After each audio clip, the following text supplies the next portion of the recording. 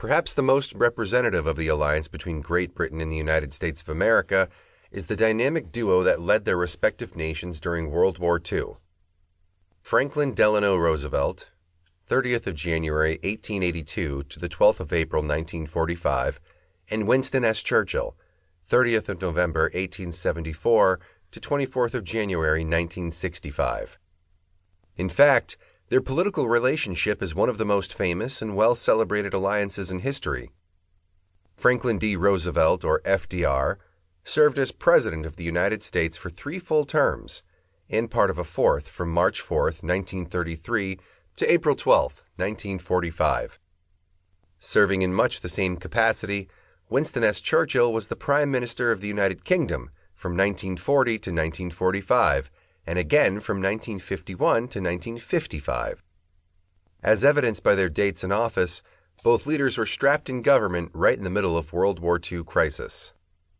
Through no small effort, Roosevelt and Churchill, leaders of the greatest generation, pulled their 2 countries together to defeat the powers rising against them. Along with Joseph Stalin, the leader of the Soviet Union, they formed the Big Three, or the Grand Alliance of World War II. Often called the Strange Alliance, this group of 3 men united their nations, which consisted of the world's greatest capitalist state, the world's greatest colonial power, and the world's greatest communist state. For all the sense it made, the group never should have formed.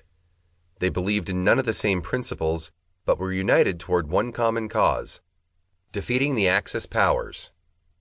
At this time, Germany, Italy, and Imperial Japan threatened not only Britain, but also the entirety of Europe and much of Asia. Churchill spent much of his time trying to convince the United States to join the war. He sent numerous missives to Roosevelt, telling him that the time had come to take up arms and that waiting would surely bring only terrible outcomes. Wary, FDR began gathering supplies, but he did not commit to war. The United States had a commitment to neutrality, although they continued trading with the United Kingdom. Therefore, they remained out of the war until the Imperial Japanese Navy attacked Pearl Harbor on December 7, 1941. At that point, there was no return.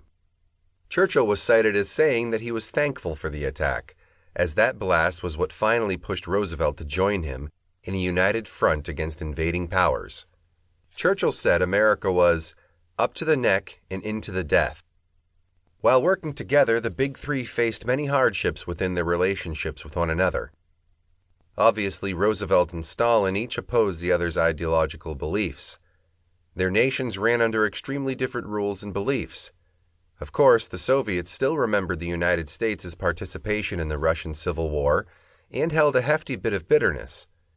Additionally, the United States for a long while refused to acknowledge the Soviet Union as a legitimate state, which only fueled their distaste. Therefore, Churchill often played the middleman. He was the one who encouraged the United States to provide aid for the Soviet Union. Without him, there likely would have been no alliance between Roosevelt and Stalin. In fact, Roosevelt and Churchill worked together so often that they formed a close friendship that led to excellent working relations between them. Of course, they had their normal skirmishes, but they were fast friends for the most part, which was crucial to their efforts to diminish the Axis powers.